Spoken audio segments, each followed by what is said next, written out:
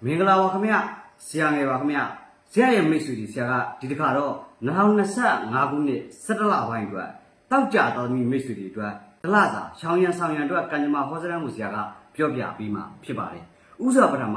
တောက်ကြတော်သမီးမိတ်ဆွေတွေအားလုံးဘေးပြာမှန်များဝေးကွာကြပါစေကြောင်းကျွန်တော်ကဒီကနေမေတ္တာပို့ဆုတောင်းလိုက်ပါတယ်ဆရာတို့အချိန်ကြီးတွေ့နဲ့ပြောင်းလာတာဟောဘာလို့လဲအခုဆိုရင်တော့2025ရဲ့နိုဝင်ဘာလတနည်းအားဖြင့်17လပိုင်းကိုရောက်ရှိလာပြီဖြစ်တယ်အဲ့တော့ဆရာမိတ်ဆွေတောက်ကြသားသမီးတွေဒီ2025ခုနှစ်ဟာဆရာတို့ဇန်နဝါရီလစလို့ဒီ10လပိုင်းထိအောက်တိုဘာလထိမှာမိတ်ဆွေတို့အနေနဲ့ဒီ17လပိုင်းနဲ့17လပိုင်းကိုထားလိုက်တော့မိတ်ဆွေတို့10လပိုင်းအတွင်းမှာမိတ်ဆွေတို့2025ခုနှစ်ဟာမိတ်ဆွေတို့အတွက်ကံကောင်းတဲ့နှစ်များဖြစ်ခဲ့သလားသို့မဟုတ်ဘာတွေများမိတ်ဆွေတို့ကံညံ့တဲ့နှစ်များဖြစ်ခဲ့သလားသို့မဟုတ်ဆရာကြီးတာမန်အတိုင်းမှာပဲများဖြစ်ခဲ့သလားဆိုတာဆရာကိုသုံးသပ်ပြပါဦးဒါအပြင်ဆရာမိတ်ဆွေတွေအနေနဲ့ကျွင်းချက်အနေနဲ့ဆရာရဲ့ဟောစရန်တွေကိုရောနားထောင်ဖြစ်ရလားထို့အတူပဲမိတ်ဆွေတို့အနေနဲ့ဟောစရန်တွေမှာရောမိတ်ဆွေတို့အစဉ်ပြေရလားတိုက်ဆိုင်ရလားဆိုတာလည်းဆရာကိုကောမန့်လေးတွေမှတ်ပြကြပါဦးလို့ဆရာကထပ်လောင်းမြစ်တာပြောဆိုလိုက်ပါတယ်ထို့အပြင်မိတ်ဆွေတို့တောက်ကြတာသူမိတ်ဆွေတွေတက်ဆရာကတလစာကိုမပြောမိထပ်ပြောချင်တာကဆရာတဖြည်းဖြည်းနဲ့ဆရာနဲ့ကင်မရာရှိဆိုအန်တရဖြစ်နေတယ်ကျွန်တော်လည်းတဖြည်းဖြည်းနဲ့အစင်းမြင့်တင်နိုင်တယ်လို့အရေးသွေးကောင်းအောင်မိတ်ဆွေတို့ကြည့်ရတာအဆင်ပြေအောင်လည်းတက်နိုင်ဆုံးစူးစမ်းပေးနေပါတယ်ခင်ဗျသို့တော့နည်းနည်းလေးတချို့ကင်မရာလေးနဲ့ဆရာအသားမကျသေးတဲ့အခါလိုအပ်တဲ့အရာလေးရှင်နားလည်ပြီးလိုအပ်ကြောင်းထပ်လောင်းပြောရင်းနဲ့ဆရာမိတ်ဆွေများအားလုံးကဲတောက်ကြတွေအတွက်ကိုစားလိုက်ကြရအောင်ဒီ2025ခုနှစ်17လပိုင်းပြင်မှာတောက်ကြသောသမီးမိတ်ဆွေတို့ရဲ့ကံဟာတားတော်ဥစွာဆွဲကြည့်တာအောင်တောက်ကြသောသမီးမိတ်ဆွေများမိတ်ဆွေတို့ရဲ့လက်ရှိ2025ခုနှစ်17လပိုင်းရဲ့ကံဟာဘာကိုဖြစ်ဖြစ်ဧကရိကဒါအမရာပြတ်ဖြစ်နေတဲ့အတွက်ဘာကိုမဆိုချစ်တူဆောင်ရလှုပ်ဆောင်မှာစူးစမ်းမှုအောင်မြင်မှုနဲ့ချစ်တူလှုပ်ဆောင်ရင်မလျှော့သောဆွဲလုံးသားနဲ့ဥဆောင်လုပ်ရင်ဘာကိုဖြစ်ဖြစ်အောင်မြင်ခြင်းနဲ့အေးချမ်းခြင်းတွေရရှိမယ်ဆိုတဲ့ကာလဖြစ်ပြီးတော့မိမိတို့ရဲ့ရင်ထဲမှာဖခင်နဲ့တူသောစိတ်မျိုးသို့မဟုတ်လို့ရှိရင်လုံခြုံမှုပေးနိုင်စွာအေးချမ်းမှုပေးနိုင်စွာသို့မဟုတ်ကိုယ်တိုင်စူးစမ်းပြီးတော့လုပ်ပြမယ်ဆိုတဲ့စိတ်ကလေးတွေငါမဖြစ်ဖြစ်အောင်တော့လုပ်ရမယ်ဆိုတဲ့စိတ်ကလေးတွေကောင်းသောစိတ်ကလေးတွေကိုမွေးမြူစဉ်းစားနေပြီးတဲ့အခါမိတ်ဆွေတို့ရဲ့မိသားစုနဲ့ပတ်သက်လို့လုပ်ငန်းနဲ့ပတ်သက်လို့အလုပ်နဲ့ပတ်သက်လို့အရာရာကိုဥဆောင်ခြင်းတဲ့စိတ်တွေများစွာဖြစ်ပေါ်နေတော့လာဖြစ်ပါတယ်ထို့အပြင်မိတ်ဆွေတို့ဟာဒီလတာအတော်တွင်မှာဆိုရင်အစိုးပင်ဖြစ်ပါစေအကောင်းပင်ဖြစ်ပါစေထင်ပေါ်တတ်တယ်ကြော်စောတတ်တယ်ဒါကြောင့်မိတ်ဆွေတောက်ကြသားသမီးများအနေနဲ့ကောင်းတဲ့အရာလေးတွေကိုလှုပ်ဆောင်တဲ့အခါမှာရှေ့တိုးလှုပ်ဆောင်ပြီးတော့စိုးတဲ့အရာလေးတွေမှာတော့တတိထားဆင်ခြင်ပြုမှုဆောင်ရွက်ရန်လိုအပ်ကြောင်းနဲ့အစိုးပင်ဖြစ်ပါစေအကောင်းပင်ဖြစ်ပါစေထင်ပေါ်ခြင်းကြော်စောခြင်းတွေရရှိတတ်တဲ့လဖြစ်ပါတယ်ဒီလအတွင်းမှာမိတ်ဆွေတို့အနေနဲ့ငွေကြေးနဲ့ပတ်သက်လာရင်ငွေမမြဲသောလဖြစ်ပါတယ်ငွေကြေးနဲ့ပတ်သက်သောကိစ္စလေးတွေမှာလူမြင်မခံတာမျိုးကိုယ့်လက်ထဲမှာငွေထားတဲ့အခါလူမြင်တဲ့ငွေဟာမမြဲတာမျိုးလေးတွေဖြစ်တတ်တဲ့အတွက်ငွေကြေးနဲ့ပတ်သက်လာတဲ့အခါမှာငွေကြေးနဲ့ကိုယ်နဲ့ဟာမတည့်နေတဲ့အကာလလေးဖြစ်တတ်တဲ့အတွက်အိမ်တွင်းရေးကိစ္စမိသားစုရေးကိစ္စလူမှုရေးကိစ္စဘာသာရေးကိစ္စတာရေးနာရေးဆောင်တာကိစ္စကိုယ့်လက်ထဲငွေရှိနေရင်ကိုအကြောင်းအရာမျိုးစုံနဲ့အဖက်ဖက်ကနေပြီးတော့ငွေကုန်ကြေးကြများတက်တာမျိုးထွက်တာမျိုးကြုံရတတ်တဲ့အတွက်မိတ်ဆွေတို့အနေနဲ့ငွေကြေးလက်ထဲမှာထားခြင်းထက်ကျွင်းကြနေတဲ့မိတ်ဆွေတို့ကဘာလို့မဆိုငွေကြီးနဲ့ပတ်သက်လာတဲ့အခါမှာရင်းနှီးလှုပ်ဆောင်တာမျိုးဝယ်လိုက်တာမျိုးတွေဘာဖြစ်ဖြစ်ကြန့်ကြာတွေးဝင်မနေပဲနဲ့ရှေ့တို့ဆောင်ရလှုပ်ဆောင်လိုက်တာဟာပုံမအားသာကောင်းမှုတော့လားဖြစ်လိမ့်မယ်လို့ဆရာကအကြံပေးပြစီ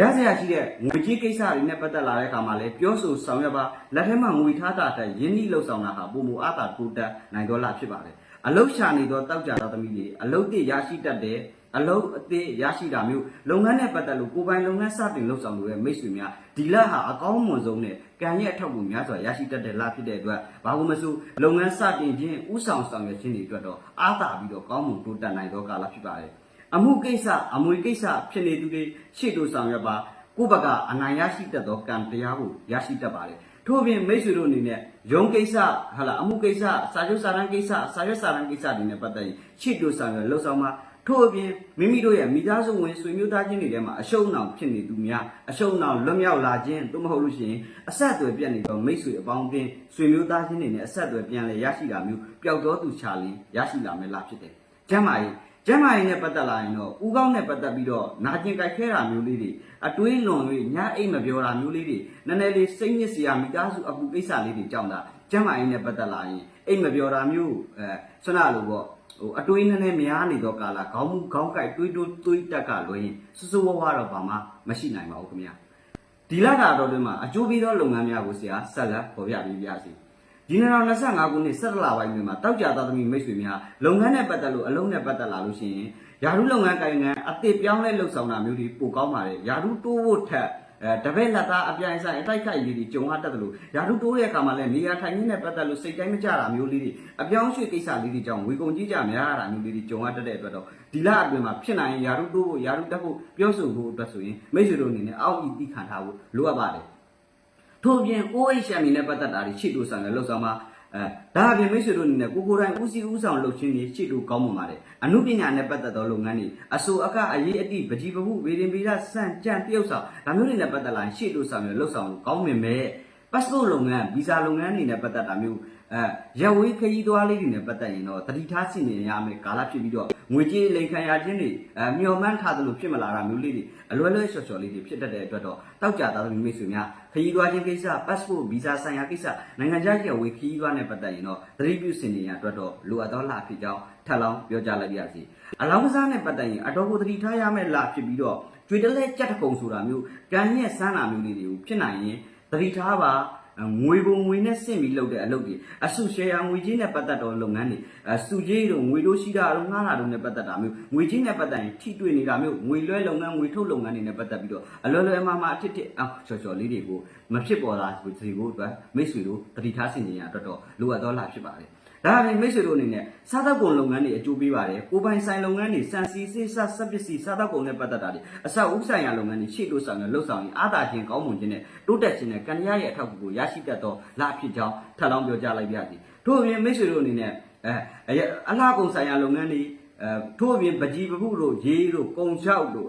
လဲလှေအစရှိတဲ့လုပ်ငန်းတွေနဲ့ပတ်သက်တာမျိုးရေထွက်ကုန်လုပ်ငန်းတွေနဲ့ပတ်သက်တာမျိုးလေးတွေရှေ့တိုးဆောင်ရလှုပ်ဆောင်မှာကိုပိုင်လုပ်ငန်းတွေနဲ့ပတ်သက်ပြီးတော့ရှေ့တိုးဆောင်ရလှုပ်ဆောင်တာမျိုးအောင်မြင်တိုးတက်နိုင်ပါတယ်ခရီးသွားစက်ပစ္စည်းယင်နဲ့ပတ်သက်ပြီးတော့ရင်အစ်စ်ဝင်လာတာမျိုးလေးတွေကြုံရတတ်တယ်လို့မိတ်ဆွေတို့အနေနဲ့ရပ်ဝေးမှဆွေမျိုးသားချင်းတွေရဲ့ကောင်းသောသတင်းတွေကြားရတတ်သောလဖြစ်ပါတယ်ထို့အပြင်အလူကြီးပြုလုပ်ရတာမျိုးတွေအလူဒါနပြုလုပ်ရတာမျိုးတွေကြုံရတတ်တယ်လို့မထင်မှတ်ဘဲနဲ့မိတ်ဆွေအပေါင်းအသင်းအစ်စ်တွေရဲ့အကူအညီကိုများစွာရရှိတတ်ပြီးတော့မိတ်ဆွေတို့အနေနဲ့ဒီကာလအတော်တွင်မှာဆိုရင်ဥဆောင်ရမယ့်ကာလဖြစ်တယ်သို့တော့ဘာသာရေးမှာဗဇက်ကဖယားလက်ကခါရဖြစ်နေတာမျိုးလေးတွေတတိပြုပါမိဟောင်းဆွေဟောင်းနဲ့ပတ်သက်လာလို့ရှိရင်စိတ်တော့ကပြီးတာမျိုးလေးတွေမိဟောင်းဆွေဟောင်းနဲ့ပတ်သက်လာလို့ရှိရင်ကိုယ့်အပေါ်မှာဆွမ်းနာလို့ပေါ့စိတ်ညစ်စရာလေးတွေကြုံပြရတတ်တဲ့အတွက်ကြောင့်မလို့မိတ်ဆွေအပေါင်းအသင်းဟောင်းတွေနဲ့ပတ်သက်လာရင်တော့မိဟောင်းဆွေဟောင်းတွေမှာတော့တတိထားပါအထူးသဖြင့်ကိုယ့်ထက်အသက်ငယ်သောမိဟောင်းဆွေဟောင်းအပေါင်းအသင်းဟောင်းလေးတွေမှာတော့ပုံမူပြီးတော့တတိပြုစင်ခြင်းရလိုအပ်သောကာလပိုင်းခြားဖြစ်ပါတယ်ခင်ဗျာထို့အပြင်ဒီလတာတော့မှာမိတ်ဆွေတို့အနေနဲ့သတိပြုစင်ကြရမယ့်အချက်ကလေးတွေရှိပါသေးတယ်။ကိုကမိမိအနေနဲ့ဘယ်အရာကိုမဆိုမှန်တယ်ထင်ပြီးတော့ပြောဆိုဆုံးဖြတ်ပြီးတော့ချီသမျှကိုပုံအောလှုပ်ဆောင်တာမျိုးလေးတွေမြေကြီးချင်းရွှေထီးဆိုတဲ့လုပ်ငန်းတွေကိုတော့တာမန်တက်ပို့ပြီးတော့သတိပြုလှုပ်ဆောင်ရတဲ့အတွက်တော့လိုအပ်သောလဖြစ်ကြောင်းထပ်လောင်းပြောကြားလိုက်ပါရစေ။ OHM နဲ့ပတ်သက်တာတွေစောက်လုပ်တဲ့လုပ်ငန်းတွေအာမခံလုပ်ငန်းတွေဆွမ်းနာလို့ကိုတိုင်းဦးစီးဦးဆောင်လုပ်ရတဲ့လုပ်ငန်းတွေကိုဘာမှဆိုချစ်တိုးဆောင်ရလှုပ်ဆောင်ရင်အားသာကောင်းမှုပြီးတော့ကံတရားရဲ့အထောက်အကူကိုများစွာရရှိတတ်သောကာလဖြစ်ပါတယ်။အရေးပြားနဲ့ဆိုင်သောလုပ်ငန်းတွေအသားရည်နဲ့ပတ်သက်သောလုပ်ငန်းတွေအလှကုန်ဆိုင်ရာကိစ္စလေးတွေဖန်စီနဲ့ပတ်သက်တာမျိုးလေးတွေဇပင်းတို့ဥမာဒီဇိုင်နာတို့ graphic တို့အစရှိတဲ့လုပ်ငန်းတွေနဲ့ပတ်သက်ရင်ရှေ့တိုးဆောင်ရလှုပ်ဆောင်ရင်ကံတရားရဲ့အထောက်အကူကိုများစွာရရှိတတ်သောလဖြစ်ကြောင်းထပ်လောင်းပြောကြားလိုက်ပါရစေ။လူငယ်တွေအရှိကြီးနဲ့ပတ်သက်ရင်တော့ခုတ်ရတခြားချရတခြားဖြစ်တတ်ပါတယ်။သမီးကြီးသားကြီးနဲ့ပတ်သက်ရင်တဦးနဲ့တဦးတယောက်နဲ့တယောက်အိမ်ထောင်ပြုမယ်ပြောကမှပြဿနာတက်တာမျိုးတွေမိသားစုဆွေမျိုးချင်းစကားပြောမယ်ဆိုကမှသို့မဟုတ်စကားပြောပြီးကြမှာပြဿနာပဋိပက္ခလေးတွေပေါ်တတ်တာမျိုးမိမိရဲ့ပဋ္ဌာန်းဆက်တွေပုဂ္ဂိုလ်ဆက်တွေအတိတ်ကအဆက်အဆက်တို့တိုက်ဆွဲတို့နှက်ဆွဲတို့ဒီလိုအဆက်ဆက်တွေရဲ့ဆွမ်းနာလို့စိတ်တော့ကပြီးစရာစိတ်ညစ်စရာလေးတွေကြုံရတတ်တဲ့အတွက်တော့တောက်ကြတာမိမိစုများဒီလဟာအိမ်အောင်ပြူချင်းခွင့်ပြုချက်တို့ရိုးရာတို့အစရှိသလိုရှေးထုံးလည်းမပဲကောင်းဈေးတုံးလည်းမကျွဲကောင်းကြောင်းနဲ့မိတ်ဆွေတို့အနေနဲ့ဒီຢာလေးတွေကိုတော့သတိပြုဆင်ခြင်ပေးရအတွက်တော့လိုအပ်ကြောင်းထပ်လောင်းပြောကြားလိုက်ပါရစေအရှိရင်နဲ့ပတ်သက်လာရင်ဝေးကွာနေတော့မိတ်ဆွေများတဦးနဲ့တူတယောက်နဲ့တယောက်အိုးချင်းထားအိုးချင်းထိကြိုးချင်းထားကြိုးချင်းညှိတယ်လို့မျိုးမထင်မှတ်ထားလိုက်အောင်ကြုံဆုံရတာမျိုးလေးတွေအရှိရင်နဲ့ပတ်သက်လာရင်တဝန်တို့ရိုးစွတ်တာမျိုးလေးတွေကြောင့်တယောက်နဲ့တယောက်အပြင်းထန်ရွဲ့တာမျိုးလေးတွေကြုံရတတ်တဲ့အတွက်တော့အရှိရင်မြစ်တာရေးစံအားဖြင့်အားနေတော့လာဖြစ်ပြီးတော့အိမ်တော်ပြချင်းစိတ်ဆက်ခြင်းပြောဆိုလှုပ်ဆောင်လာမှအထင်အမော့ကြံ့ကြာလေးတွေကြုံရတတ်တဲ့အတွက်တော့ဇာငယ်တောက်ကြသားသမီးမိတ်ဆွေများဖို့အရှိရင်မှာတော့လူငယ်တွေသတိပြုစင်ကြရလိုအပ်ပါတယ်မိမိရှိသောမြန်လို့သောသူကိုဖွင့်ပြောလိုက်ကမှအထင်မြင်မှားတာမျိုးလေးတွေသတိပြုစင်ကြရအတွက်တော့လိုအပ်ပါတယ်ပတ်စံပျောက်တာမျိုးတခိုးခိုးခံရတာမျိုး ဆက်ပစ္စည်းပျောက်တာမျိုးတခိုးခိုးခံရတာမျိုးတွေကြုံရတတ်တဲ့အတွက်တော့သတိထားဆင်ခြင်ပြီးတော့တမိုးရှိတဲ့အရာတွေကိုထားတဲ့အခါမှာလည်းအထားမအလုံမအဝယ်မတွေဖြစ်တတ်ပါတယ်ထို့အပြင်မိတ်ဆွေတို့အနေနဲ့ဒီတလတာတော်တွင်မှာဆိုရင်အိမ်တော်ရင်းနဲ့ပတ်သက်လာတဲ့အခါမှာအိမ်တော်ရင်းနဲ့ပတ်သက်လို့တော့စိတ်ချမ်းသာစရာပါပဲဒီလတာတော်တွင်မှာဆိုရင်ငကိုကဝေးကွာနေတော့အိမ်တော်ရှင်များအခုပြန်လဲစုံစည်းတာမျိုးလေးတွေကြုံရတတ်တယ်လို့အိမ်တော်ရင်းနဲ့ပတ်သက်လာရင်ငကိုကတွေးအေးနေတော့မိတ်ဆွေများအိမ်တော်ရင်းနဲ့ပတ်သက်လို့များစွာအထောက်အကူရရှိပြီးတော့အိမ်တော်ဘက်ရဲ့အကြောင်းပြုပြီးဖြစ်စေအိမ်တော်ဘက်နဲ့ပတ်သက်ပြီးတော့အစင်မပြေမှုတွေအစင်ပြေလာတာမျိုးအိမ်တော်ဘက်ရဲ့အထောက်အကူကိုများစွာရရှိတတ်တာမျိုးထူးထူးခြားခြားပြောင်းလဲမှုတွေရရှိလာမဲ့ကာလဖြစ်တဲ့အတွက်တော့အိမ်တော်ရင်းနဲ့ပတ်သက်လာရင်သာသမီကိစ္စလေးတွေကြောင့်ချစ်လို့ဆောင်ရွက်တိုင်းမင်းတာမျိုးလေးတွေအိမ်တော်ရင်းနဲ့ပတ်သက်လာရင်မိမိရဲ့အိမ်တော်ဘက်အပေါ်မှာတဦးနဲ့တယောက်နဲ့တယောက်နှွေးထွေးမှုနဲ့ငြိမ်းချမ်းမှုလေးတွေကိုရရှိအောင်စွမ်းဆောင်မှာပုံမှုပြီးတော့အားသာပြီးတော့အစဉ်ပြေစေနိုင်ပါတယ်ဒီနေရာမှာစကားလေးတစ်ခုဖြတ်ပြောပြရစီဆရာတွေ့ကြုံမဲ့ကျွန်တော်ပြည်ဆရာဖြစ်တာ9နှစ်ကျော်လို့ကြော်လာပြီဒီအတွင်းမှာကျွန်တော်တွေ့ကြုံရသမျှလေးကိုစကားလေးတစ်ခုလောက်ဆရာမိတ်ဆွေများမေတ္တာနဲ့လက်ဆောင်ပေးပြရစီ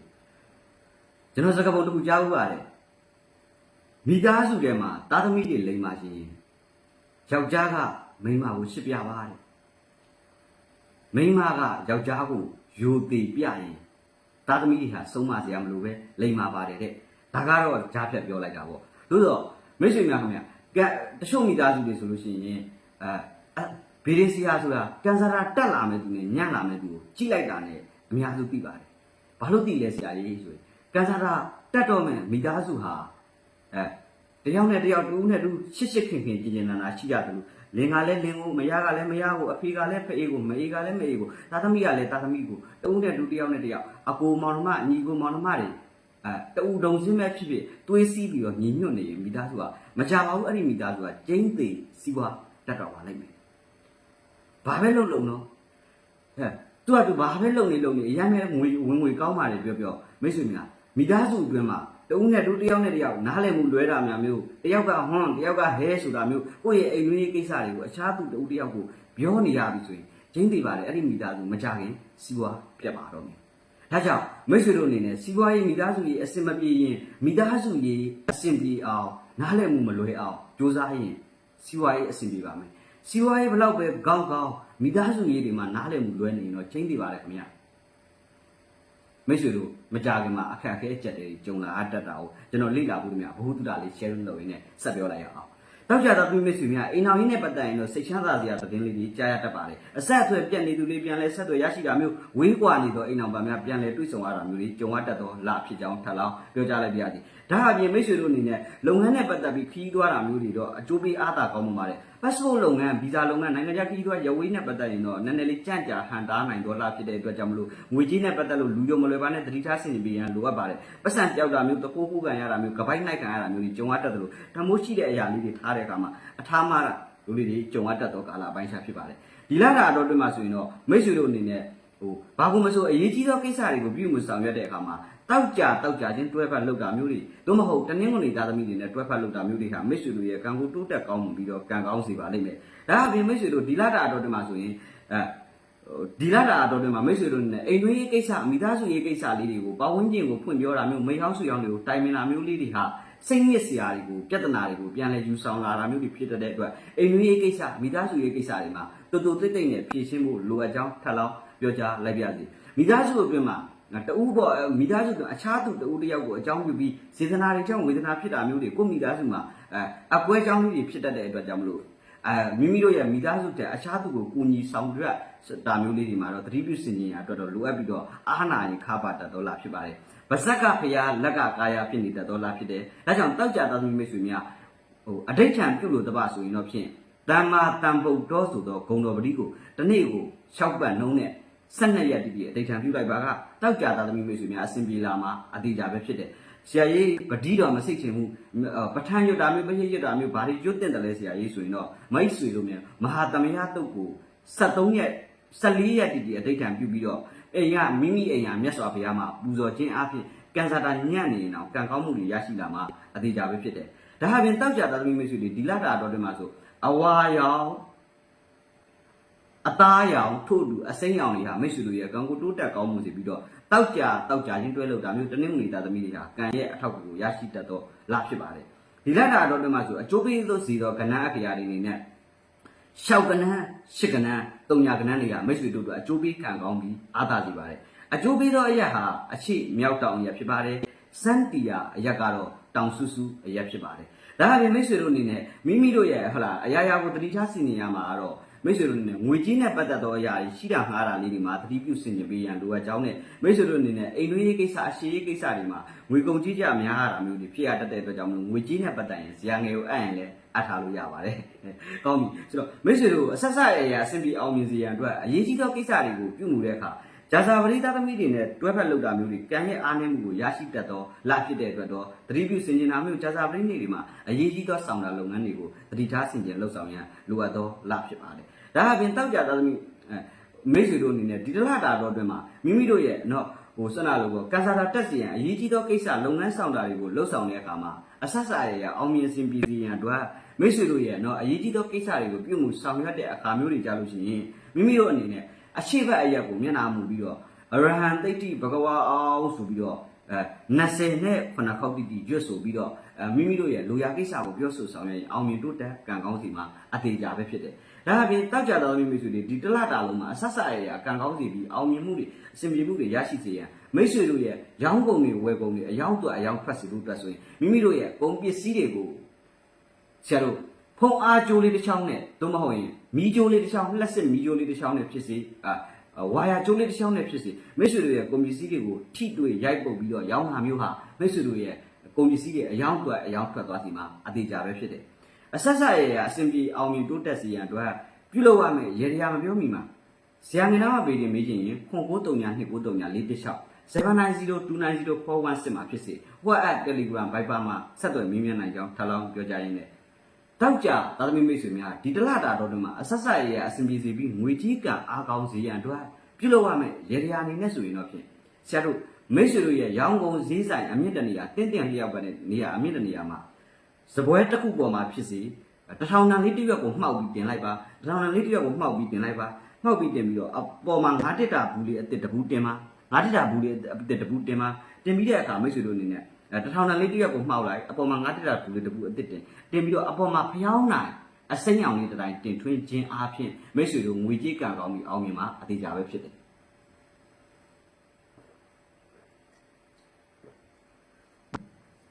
ဆရာပြန်ပြောပြပါမယ်တထောင်တန်လေးတစ်ရွက်ကိုမှောက်ပြီးတော့အစိမ်းရောင်9တက်တာဘူးအစ်စ်တဘူးတင်ပြီးတော့အစိမ်းရောင်ဖျောင်းနိုင်တဲ့တိုင်းတင်ထွင်းခြင်းအားဖြင့်နေ့စဉ်ရမပြတ်ပြုလုပ်လို့လည်းရပါတယ်ဒါဆိုရင်ပိတ်နေတဲ့လက်တွေပြဝင်နှမ်းပြီးအဆက်ဆက်ရအဆင်ပြေအောင်မြင်မယ်ဆိုတဲ့အကြောင်းပြောရင်တောက်ကြသားသမီးမိတ်ဆွေတွေအားလုံး2025 17လပိုင်းအတွင်းမှာတက်နေတကူလောက်ဝီဖြိုးလို့ယတနာစိန်ကြောက်စေတောက်တိုင်းကစားနိုင်လို့ဒုပိတ်တန်တရတတ်တန်တရယောဂကံတရဆိုတော့ကကြီးသုံးပါးကနေကင်းဝေးကြပါစေကြောင်းကျွန်တော်ကဆူတောင်းမြတ်တာထောပနာပြုတာအပ်ပါတယ်တခုလောက်ပြောကျင်သေးပါတယ်ဆရာကြီးမှာ2025ခုနှစ်17လပိုင်းဆိုဆရာတောင်ကြီးဟောကမှာရှိပါမယ်တောင်ကြီးဟောကမှာရှိမယ်ဒါအပြင်မိတ်ဆွေတို့အနေနဲ့ဆရာကရွှေရောအိဆရာတရားမိတ်ဆွေခိုင်းတော်ဝင်ဆရာဖေကပြောကကူတာ220ကျော်ပြီဘေးတော့မဟုတ်ပြောတာပဲကူတာအဲ့တော့ဆရာပူဇော်ပွဲရှိပါတယ်အဲ့တော့ဆရာပူဇော်ပွဲရှိတာကိုဆရာတို့7ကြိမ်ရှိပြီမနက်ပိုင်းကျတော့ဘုန်းကြီးတွေတန်ခါးတွေနဲ့9ပါးနဲ့ကတ်နေ့လယ်ပိုင်းကျတော့စီးတွေပါလေးပေါက်ပြီးပေါ့နော်ဆရာပူဇော်တယ်ပေါ့အဲ့တော့မနက်ပိုင်းနင်းကနေပြီးတော့ဟာလာမနက်ဘုန်းကြီးတွေကိုဟာလာမနက်9နာရီဆွတ်ကပ်ပြီးတာနဲ့နေ့လယ်2နာရီအထိကိုကြိုက်တဲ့သူလားအဝစားလို့ရပြီးတော့အလူခံထည့်ဝင်ခြင်းတီးခံရမှာလို့ပါတဲ့အတွက်မိတ်ဆွေတို့အနေနဲ့သိကြပါတယ်အဲ့ဒါကြောင့်မလို့လာလို့ရပါတယ်လို့ပြောရင်ကျေးဇူးတင်ပါတယ်အဆက်ဆက်ရ